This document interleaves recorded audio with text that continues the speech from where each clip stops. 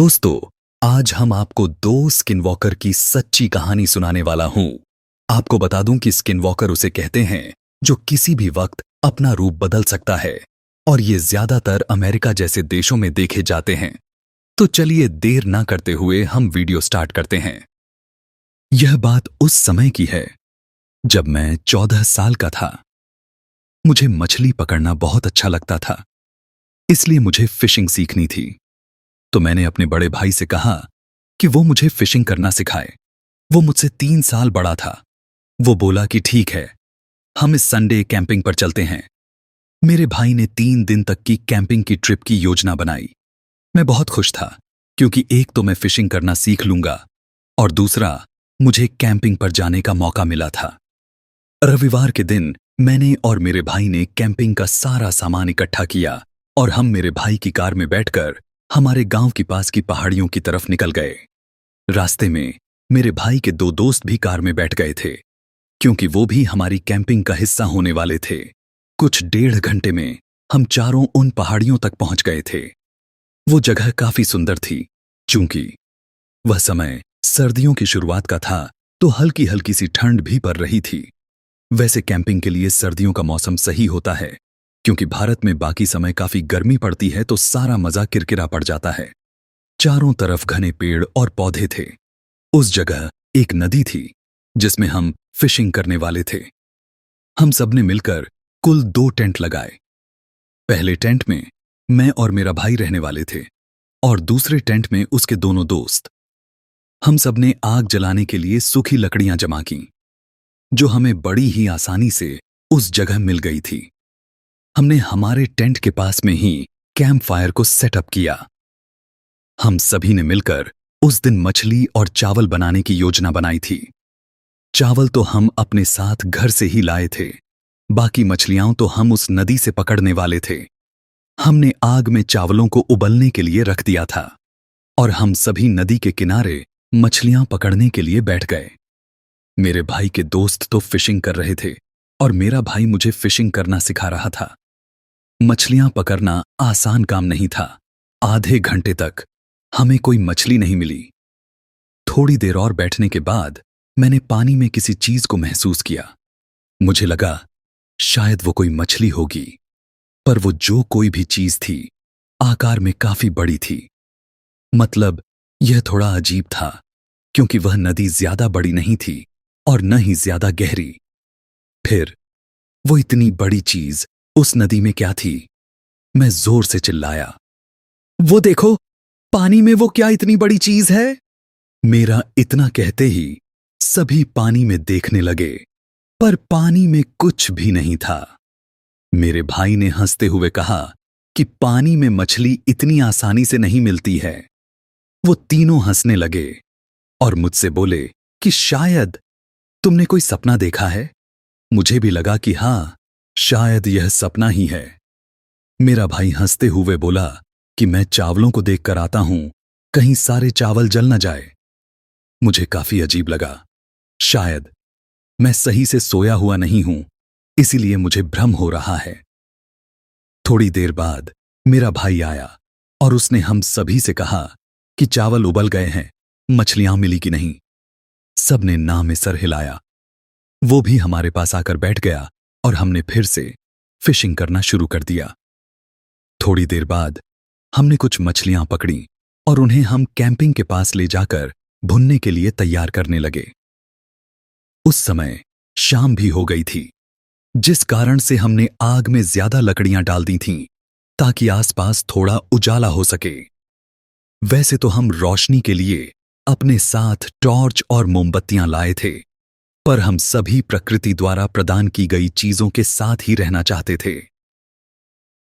चावल तो बन गए थे और मछलियां भी भुनने के लिए आग के सामने रखी थी। उस समय हम सभी, यानी कि हम चारों आग के सामने बैठे हुए थे। हल्की हल्की ठंड होने के कारण जलती हुए कैंप फायर शरीर को गर्मी प्रदान कर रही थी। आसपास काफी अंधेरा था। मेरा भाई हमको बताने लगा कि यह जो जगह जहां हम अभी कैंपिंग कर रहे हैं, इसके बारे में लोगों का ऐसा मानना है कि यह जगह शापित है और ऐसा इसलिए है कि यहां पर एक ऐसा शैतान घूमता है जो लोगों को गायब कर देता है। उस शैतान के बारे में लोग कहते हैं कि यह इस जगह पर लोगों को भ्रम में डालता है और उन्हें अपने साथ कहीं ले जाता है और फिर वो लोग गायब हो जाते हैं।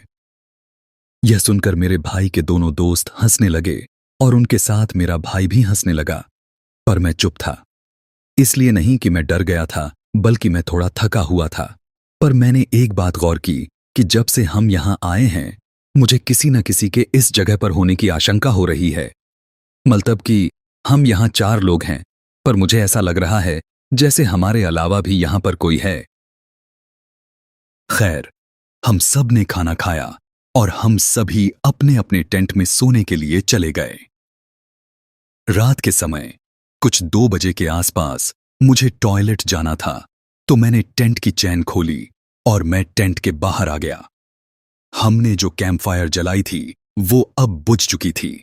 मेरे पास टॉर्च थी जिसे मैंने चालू किया और मैं पास में जाके टॉयलेट करने लगा। मैं जिस जगह पर टॉयलेट कर रहा था वो जगह उस तालाब से कुछ ही दूर थी। जब मैं टॉयलेट कर रहा था तो मैंने उस तालाब में हलचल को सुना। जैसे ही वो आवाज मुझे आई थी, मैं उस ओर टॉर्च करके देखने लगा कि आखिर यह आवाज कौन कर रहा है। मैंने देखा कि पानी में कोई तो था जो डूब रहा था और बार बार अपने हाथ पानी के अंदर बाहर कर रहा था। मैंने जब टॉर्च को उन हाथों की तरफ किया तो मेरी हालत ही खराब हो गई थी, क्योंकि वो हाथ लग तो किसी इंसान के रहे थे, पर वो बिल्कुल भी इंसान के जैसे नहीं थे।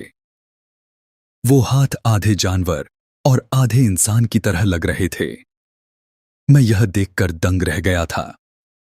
कुछ ही समय में पानी से आवाजें आना बंद हो गई थीं। मैं वहीं खड़ा होकर सब देख रहा था। मेरी टांगें एक जगह पर जम गई थीं। मैं हिल नहीं पा रहा था। मेरी टॉर्च का लाइट अभी भी उसी जगह पर थी जहां वो आदमी या जानवर डूब रहा था। मैंने देखा कि एक हिरण के जैसे दिखने वाला सर उस तालाब से बाहर निकल रहा था। धीरे धीरे वो बाहर आ रहा था और वो काफी लंबा था। उसके शरीर पर कोई बाल नहीं था और वो बिल्कुल ऐसा लग रहा था जैसे आधा इंसान और आधा हिरण हो। वो धीरे धीरे मेरी ओर आने लगा। उसका शरीर काफी लंबा और चौड़ा था और वो काफी भयानक था। उसे देखकर मेरी चीख निकल गई और कुछ ही समय में मेरा भाई और उसके सभी दोस्त भागकर मेरे पास आए। मैं उस जगह पर किसी पुतले की तरह खड़ा था और मेरा शरीर बिल्कुल ऐसा हो गया था जैसे कि काटो तो खून नहीं। वो सभी मेरे सामने आकर बोलने लगे कि क्या हुआ, क्या हुआ। मेरे गले से आवाज तक नहीं निकल रही थी। जैसे तैसे करके मैंने हिम्मत जुटाई और मैं बोला कि वो देखो। वो तीनों पानी में देखने लगे। हमने देखा कि पानी में हलचल थी, पर वहां कोई भी नहीं था। सबने मुझसे कहा कि कुछ भी तो नहीं है वहां। मैंने अपने हाथों का इशारा करते हुए और टॉर्च की रोशनी करते हुए उन्हें तालाब के एक बड़े पेड़ के नीचे देखने को कहा।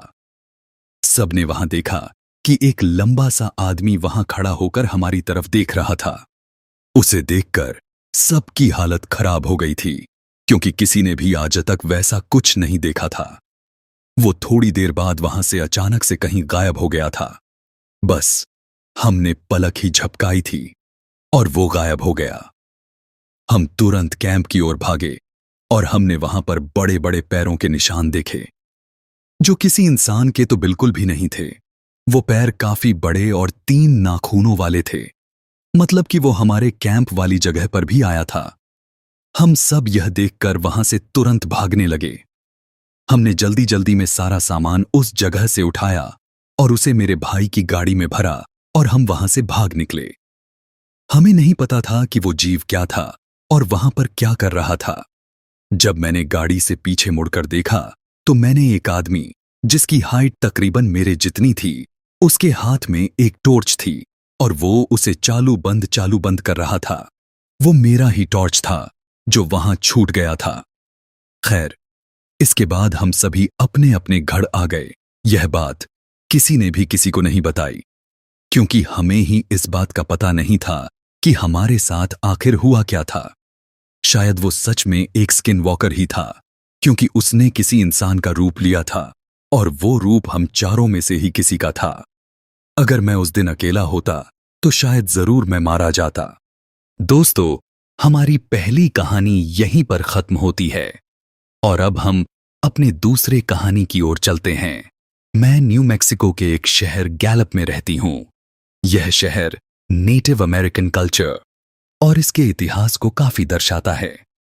हमारे आसपास काफी सारे गांव और संरक्षित क्षेत्र हैं जिन पर लोगों द्वारा दावा किया जाता है कि ये सभी जगहें भूतिया हैं। दोस्तों, अमेरिका में काफी संरक्षित जगहें हैं। ये जगहें इसलिए संरक्षित है क्योंकि ये जगहें उन जनजातियों की है जो अमेरिका में मूल रूप से शुरू से रहती आई है। इन जगहों में रहने वाले लोगों को नवाजो आदि नामों से जाना जाता है और ये लोग भूतिया ताकतों में काफी विश्वास रखते हैं। मेरे साथ यह घटना ठीक गैलप शहर के पूर्वी भाग में एक छोटी सी संरक्षित जगह पर हुई थी। मेरी एक दोस्त अपनी बहन से हर हफ्ते शहर के पूर्वी भाग में मिलने जाती है, जो एक कम किराए वाले अपार्टमेंट में रहती है। उस मकान के पास में एक प्राथमिक विद्यालय है और जब मैं छोटी थी तो उस समय मैं उस स्कूल में ही पढ़ती थी। वो जब भी वहां रहती थी तब मैं भी उसी के साथ उसकी बहन के घर ही रहा करती थी। रातों में जब हमारे पास करने को कुछ नहीं होता था तो हम पार्क्स में जाकर घूमते थे। एक दिन जब हम वॉकिंग करते हुए इतना थक गए थे कि हमने चलना बंद कर दिया था। यह बात सुबह के लगभग 2 बजे की थी। हम ज्यादातर सुबह लेट ही उठते थे और रातों में देर तक जगा करते थे, इसलिए उस समय हम पूरी तरह से जगे हुए थे। खैर, उसके बाद हम अपार्टमेंट्स के पीछे जाने लगे। यह वो इलाका था जहां पर कोई लाइट नहीं थी और यहां काफी सारी झाड़ियां थीं और यह एक मैदानी इलाका था जहां की जमीन पर कई सारे गड्ढे थे जो कि कुत्तों के द्वारा बनाए गए थे। जब हम चल रहे थे तब मैंने महसूस किया कि कोई तो है जो हमें घूर रहा है और हमारा पीछा कर रहा है। मैं इस तरह की चीजों के प्रति काफी सेंसिटिव हूं और जब भी मुझे ऐसा लगता है कि कोई मेरा पीछा कर रहा है या मुझे घूर रहा है, तब मैं हमेशा ही सही रहती हूं। तो मैंने आसपास देखा, पर वहां कोई भी नहीं था। जब मैं वापस आगे देखने के लिए मुड़ी, तो मेरी दोस्त ने एकदम से मेरा हाथ पकड़ा और वो डरते हुए बोली कि हे भगवान, वो क्या है? मैंने जब देखा तो मुझे कुछ भी नहीं दिखाई दिया। उस समय हवा थोड़ी तेज चल रही थी और हमारे सामने कुछ पेड़ थे, तो मैंने सोचा कि शायद पेड़ की पत्तियां हिल रही हैं। मैंने उससे कहा कि डरो मत, यह बस हवा के कारण हो रहा है, इसलिए चलती रहो। लेकिन जब मैंने फिर से वहां देखा तो मैंने देखा कि कोई काली सी आकृति है जो उन पेड़ों के आसपास चल रही थी। मैं रुकी और मैंने कहा कि शायद यह कोई पिया हुआ आदमी है जो नशे में वहां चला गया है। मैं अपनी दोस्त को डराना नहीं चाहती थी, इसलिए मैंने शांत आवाज में उससे पूछा कि क्या तुम वापस घर चलना चाहती हो? हालांकि मुझे ऐसा लग रहा था कि वो जो कोई भी उन पेड़ों के पास है वो सही नहीं है, पर उसने कहा कि नहीं, हम लगभग स्टोर तक पहुंच ही गए हैं, इसलिए चलती रहो। जब हम चल रहे थे तब हमने पेड़ों के बीच में एक जोरों की हलचल सुनी। हमने बिजली की तेजी से चलना शुरू किया। हमने पीछे से एक आवाज सुनी और जब मैंने पीछे देखा तो मैंने पीछे एक जख्मी कुत्ते को देखा। मुझे बिल्कुल भी डर नहीं लग रहा था क्योंकि जिस जगह मैं रहती थी वहां पर इस प्रकार की चीजें सामान्य थीं। मतलब इस तरह से जख्मी कुत्तों को देखा जाना सामान्य था। लेकिन जब मैंने अगली बार फिर से कुछ सुना तो इस बार मेरी टांगें कांपने लगीं और मैं बिल्कुल लकवे की हालत जैसी हो गई, क्योंकि मैंने उस कुत्ते को एक ही समय में रोते हुए और गुर्राते हुए सुना। वो इस तरह से हम पर गुर्रा रहा था जैसे वो हमें खाना चाहता हो। मैं सचमुच में हिल नहीं पा रही थी और मेरी दोस्त मुझसे कह रही थी कि चलो चलो, हमें भागना होगा, पर उसकी चीखें ऐसी लग रही थीं जैसे वो किसी दूर जगह से बात कर रही हो या फिर मैं ही बाहरी हो चुकी हूं। वो जो कोई भी था उसकी आंखों से आंखें मिलाने लगीं, पर मैं जानती थी कि यह मेरा सही निर्णय नहीं है। मैं बिना ये सोचे कि मुझे पीछे मुड़कर यहां से अपनी दोस्त के साथ बच निकलना चाहिए, मैं वहीं खड़ी होकर अपनी आंखें बंद करके प्रार्थना करने लगी। मैंने कोशिश की कि मैं पीछे ना देखूं, पर कोई तो मुझे पीछे देखने को उकसा रहा था। इसलिए मैंने पीछे मुड़कर देखा और मैंने देखा कि एक आदमी हमारा पीछा कर रहा था। लेकिन वो अपने पैरों पर दौड़ नहीं रहा था। बल्कि वो अपने हाथ और पैरों पर दौड़ रहा था, मानो जैसे कोई जानवर दौड़ता है। मैं उसे देखकर डर गई और चिल्लाई। मेरी चीख सुनकर मेरी दोस्त भी चिल्लाई। हम तेजी से भागने लगे और आखिरकार हम किसी न किसी तरह सड़क तक पहुंच गए। उस जगह लाइटें थीं और सड़क पर गाड़ियां चल रही थीं। हम लगभग 7 मिनट तक दौड़ते रहे और हम थकान के मारे हाँफ रहे थे। हमारा शरीर दर्द से कर्रा रहा था। हम सांस लेने के लिए थोड़ी देर रुके और जब मैंने पीछे मुड़कर देखा तो मैंने थोड़ी दूरी पर एक आदमी जैसे दिखने वाले किसी जानवर को उसी जगह पर जाते हुए देखा जहां से हम थोड़ी देर पहले भागकर आए थे। हम उस जगह से 2 मिनट ही चले थे कि वो स्टोर आ गया जहां हम जाना चाहते थे। उस स्टोर की मालकिन ने हमें अजीब नजरों से देखा और हमसे पूछा कि तुम दोनों ठीक हो? हमने हांफते हुए कहा, हाँ, मैं आपको बताना चाहती हूं कि उसने हमारा विश्वास नहीं किया और उसने हमसे पूछा कि क्या तुम दोनों पास ही के अपार्टमेंट से आई हो? मैंने कहा, हाँ। फिर उसने पूछा क्या हुआ? और उसने कहा, तुम सच में ठीक तो हो ना? हमारे पास पैसे नहीं थे, पर फिर भी उसने हमें पीने के लिए पानी की बोतल दी और उसने हमें अपने घर छोड़ने को भी कहा। उसने अपना स्टोर बंद किया और वो हमें हमारे घर छोड़ने आई। जब हम वापस से उन पेड़ों और झाड़ियों के आसपास से जा रहे थे तो हम सभी ने किसी न किसी चीज को देखा, लेकिन उस औरत ने हमसे उस चीज को इग्नोर करने को कहा और अपनी आंखों को बंद करने को कहा। हम आखिरकार हमारे अपार्टमेंट पहुंच गए और उस औरत ने हमसे पूछा कि तुम्हारा अपार्टमेंट कौन सा है? अपार्टमेंट डी, हमने कहा। जो ही हम कार से बाहर आने लगे वैसे ही उस औरत ने हमसे कहा कि तुम लड़कियों को रात के इस समय घर पर रहना चाहिए। तुम लड़कियों को इतनी रात को, वो भी सुबह के लगभग 2 बजे ऐसे बाहर नहीं घूमना चाहिए। अपने आप को सुरक्षित रखो, ठीक है? हमने अपना सर हिलाया और उसे गुड बाय और थैंक यू कहा। उस रात के बाद हम फिर कभी रात के 12 बजे के बाद अपार्टमेंट से बाहर नहीं गए। मैं उस रात को जब भी याद करती हूं तो मैं डर के मारे कांप जाती हूं। मुझे नहीं पता कि वो जो हमारा उस दिन पीछा कर रहा था वो क्या था, पर जहां पर मैं रहती हूं वहां इसे स्किन वॉकर नाम से जाना जाता है। सो आई होप गाइस आपको यह हॉरर स्टोरी अच्छी लगी होगी।